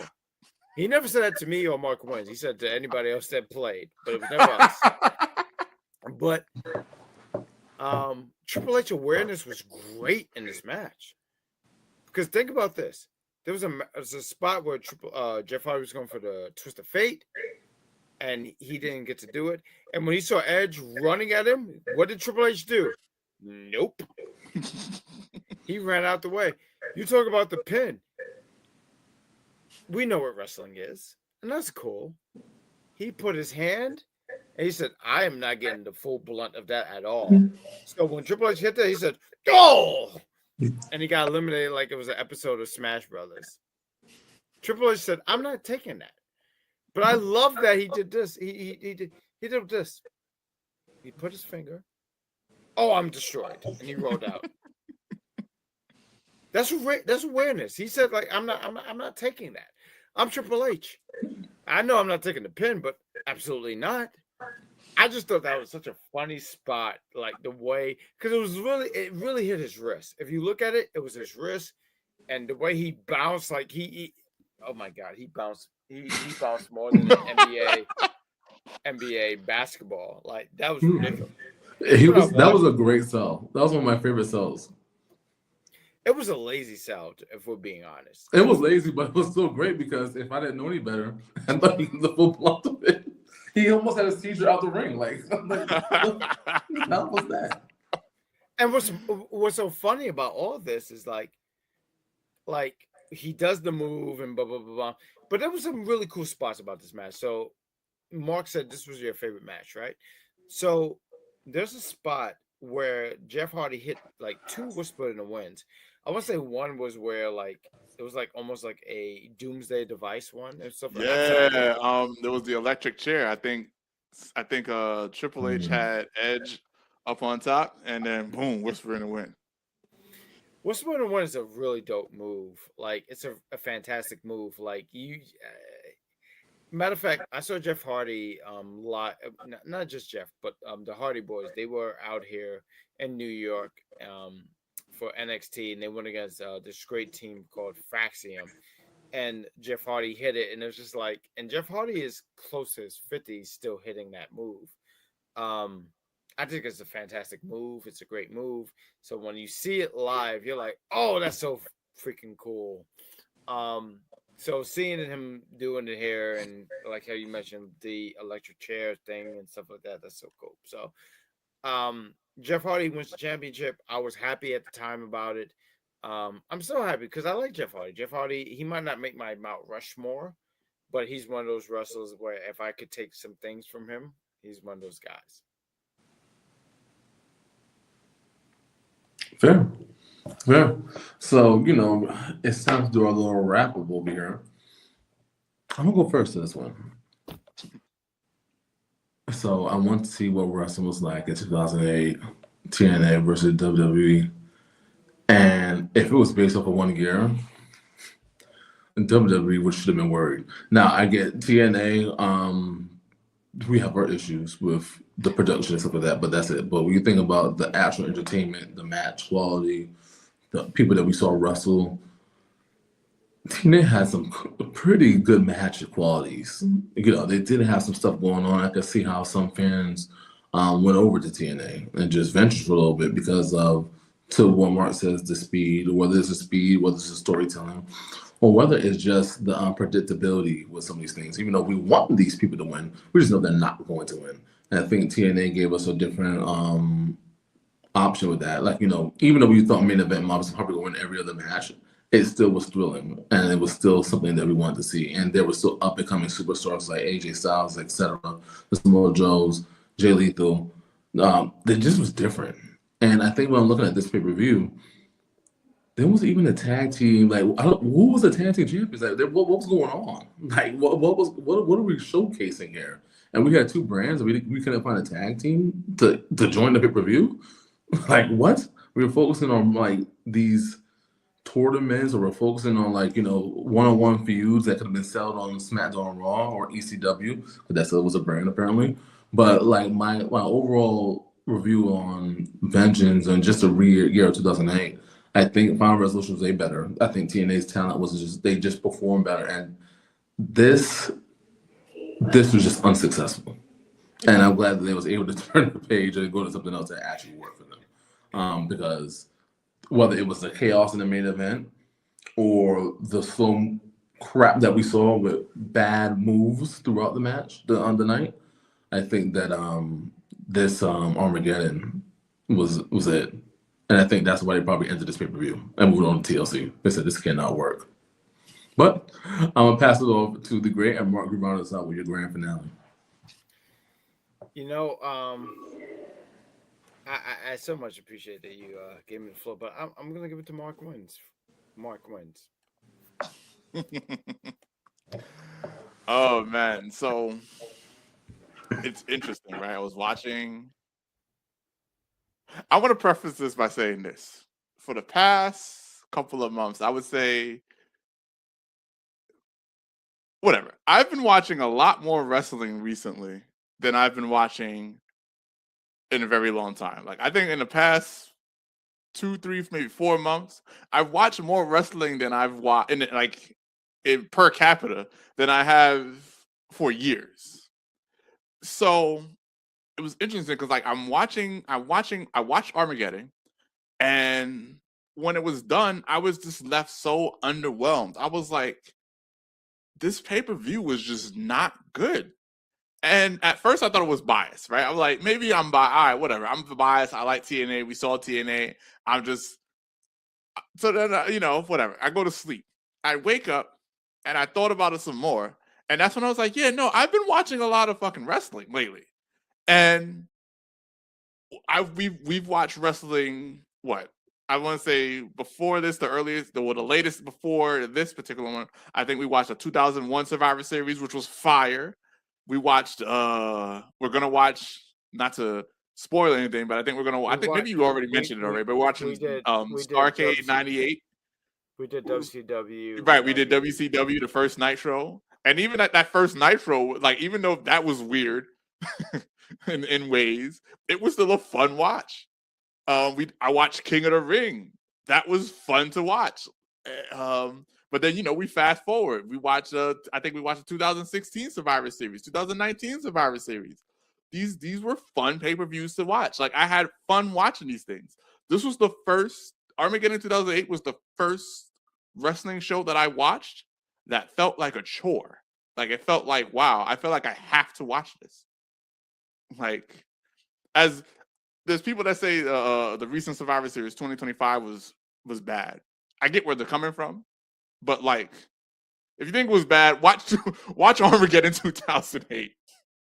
It will change your worldview, because, like I said, this was a chore, and like I said, it's no. I don't think it's a fault on the wrestlers. I don't think it's a fault on the commentary.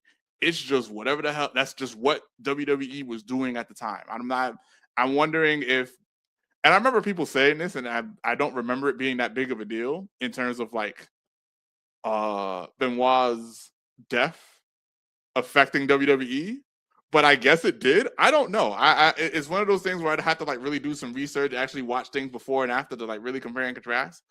But this was bad, and I'm watching, and as I'm watching it, like I said, I'm remembering the things that are reviewed in the past, remembering the things that are reviewed after they're still in the past, remembering the things that I'm watching in 2025, in 2024, and this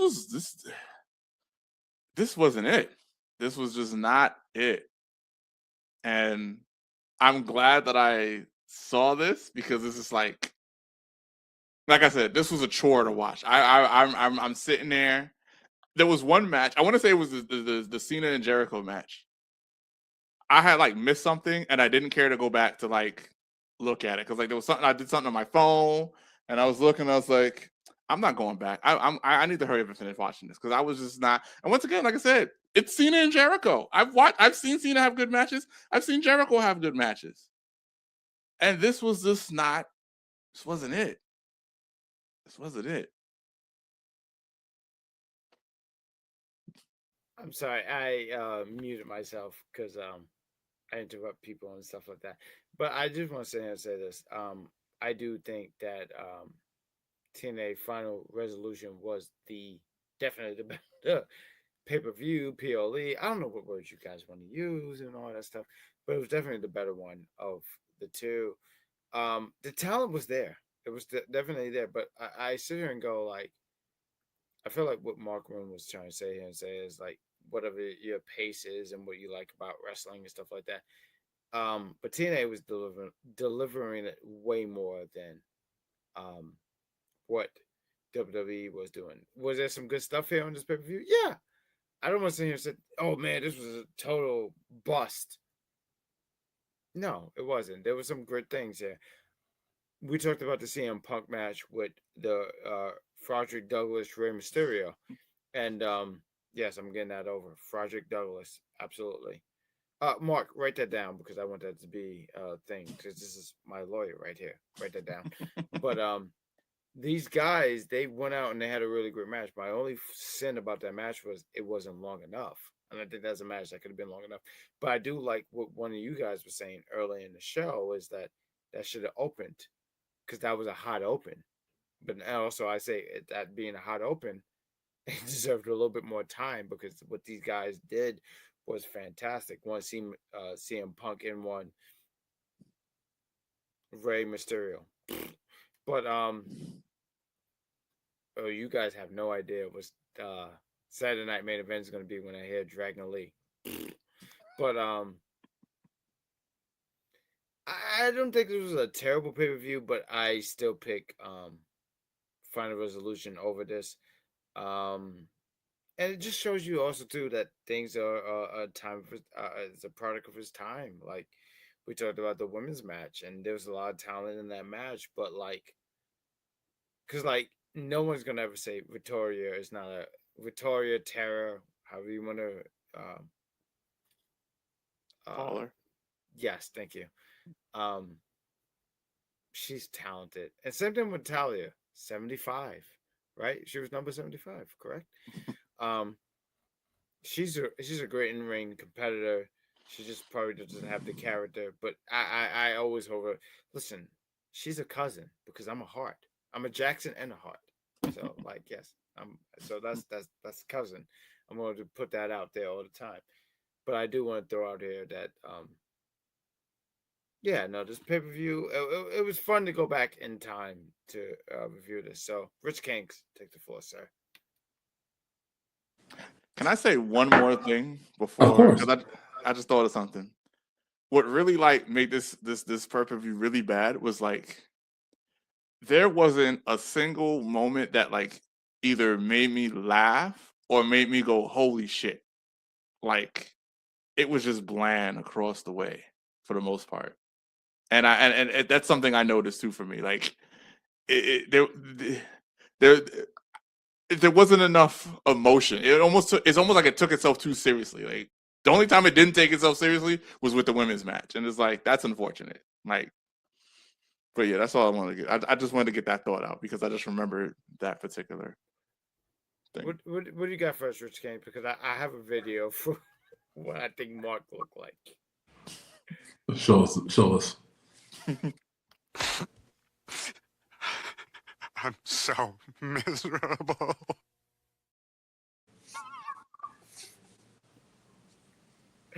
I'm sorry, I have videos. I'm so sorry, but go No, ahead. no. I think that was accurate.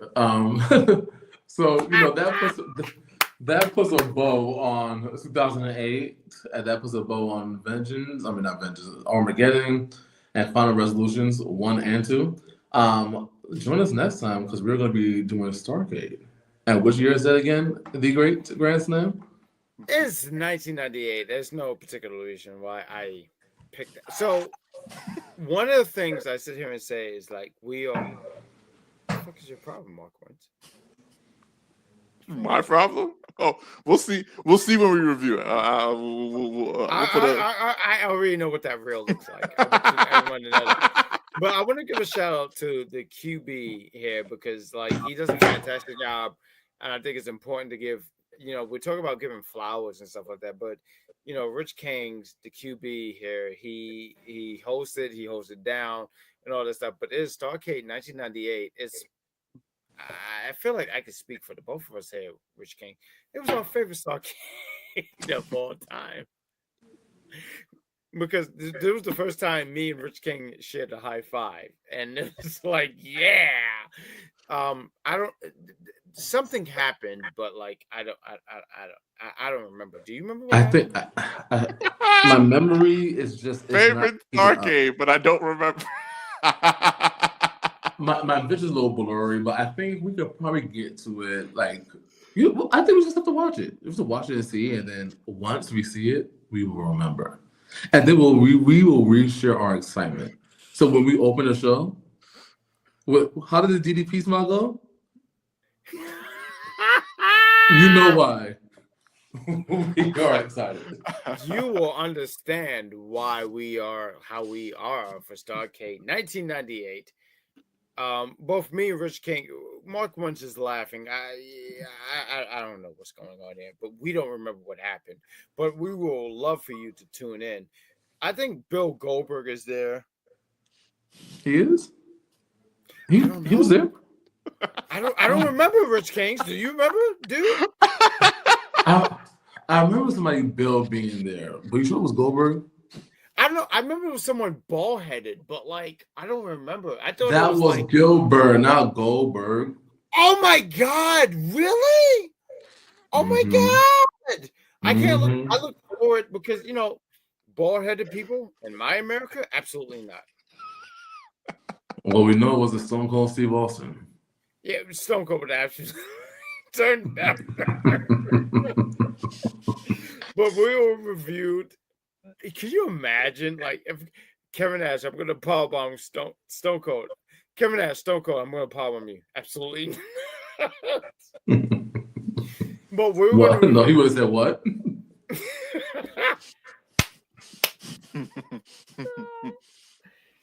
Oh my god, I look forward to that review with you guys.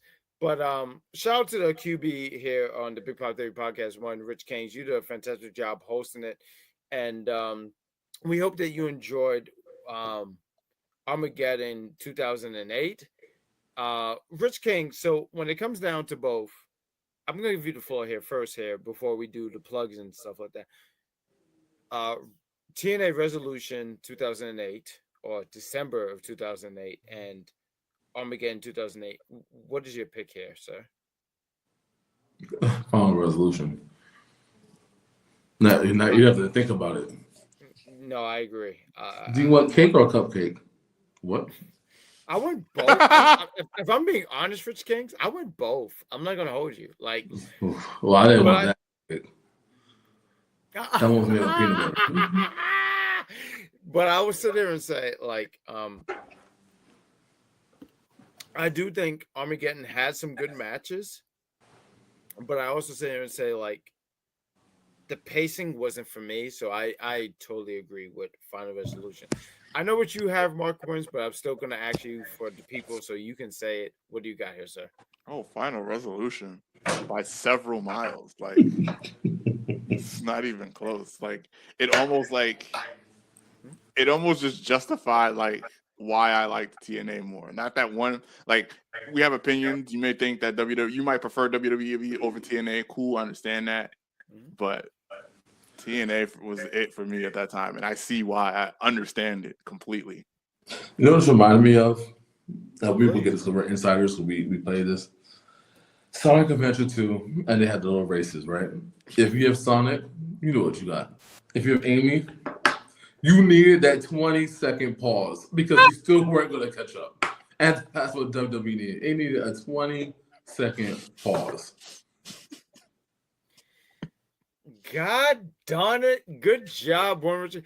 So I always thought I was the Sonic guy, and here's Rich King's like, hold my beer. And I I was holding it because I was drinking it at the same time. That was a good reference. Shout out to the QB of the Big Pop Theory podcast. So with all that said, that was the show. We're going to review Starrcade 1998. Why is everyone looking at me? What did you think I picked that? But anyway, with that all said, I'm going to review the floor here one Mark Wins because you're doing some content creating, and I genuinely love that for you, sir. So please tell people where they can find you and what are you looking forward to. Your the content you're trying to create is video games. So please take the floor. Yeah, so you can find me on YouTube at Legend Number M. I recently uploaded an some Overwatch gameplay. New character just came out, Vendetta. She's absolutely insane. I love her. That's probably gonna be my DPS main for you Overwatch heads that's watching and understand what I mean. But yeah, check me out. I'll probably be dropping more Overwatch content. I may react to the Game Awards. I'll see how I feel about that. I'll take a look at what happened because I have no idea what happened. I know there's a bunch of trailers and all of that. And yeah, find me on Legend Number M because yes, I do game content and I might explore into some other forms of entertainment because it's really just it's supposed to be a vlog, my video game and entertainment vlog. So I look forward to that, but let me ask you real quick here because I I know we're like an hour and some change here, but like, did you see the Street Fighter stuff for the Barely. movie? I didn't actually like look at it. All I saw was like flashes of this and that. I haven't seen it yet because, like I said, I might want to react to everything at one time because I heard there's a lot of stuff. I will sit here and say this real quick. I was writing a friend and they were like, I don't know if I'm frozen because I feel like my camera froze. But I was talking to a friend. I said, "Oh, that seemed like a train wreck, and that's a train that I want to be on." Because like, but I feel like they did a great job having the accurate costumes and everything like that. So look forward to that. So when you do watch that, I look forward to hearing your reaction for that. But one, Rich Kings, where can people find you, sir? Right here on the Big Pop Theory podcast. And you know what? And I think I speak for everyone here. We appreciate you being here. We appreciate how you hold everything down. You do a fantastic job hosting. We're going to be doing Saturday Night Main Event for John Cena's last match. I was talking to Rich Kings earlier before we recorded, and I was mentioning like, yo, we actually watched John Cena from his first match to his last match. And it's crazy to think about that because I think about old school wrestling fans and they talk about older wrestlers. For some people who will watch Hogan's first match to his last, and there's a bunch of other wrestlers that you can name, Jake the Snake and Roddy Piper and blah blah blah, all these things. But for us, it was John Cena, Randy Orton. Randy Orton, when you look at that four, right? It was like John Cena, Batista, Brock Lesnar, and what's that? Randy Orton, John Cena, Brock Lesnar, Batista. I feel like I'm missing one. But like no, but two of them are retired, being Batista and John Cena, and you have Randy Orton and Brock Lesnar still going. It's crazy to think about all that stuff. But with all that said, that is the Big Pop Theory Podcast. We'll be back for more YouTube content. Hey, follow the Big Pop Theory Podcast on Instagram. Follow us also on the Big Pop Theory, the Big Pop on Twitter. We're going to try to use TikTok more fluently, and also on the Big Pop Theory Podcast 23 on YouTube. And if you have any questions, hit us up on the Big Pop Theory Podcast at gmail.com. I'm trying to look for this. I should have had this picture all loaded, but this is the graphic. Thank you for watching. Continue to watch us. We have also the Big Pop Theory Podcast, the audio podcast. We review wrestling going on in the week, every other week, moving forward in 2025. So thank you. Hit that like, subscribe, and notification, and we'll see you for the next review.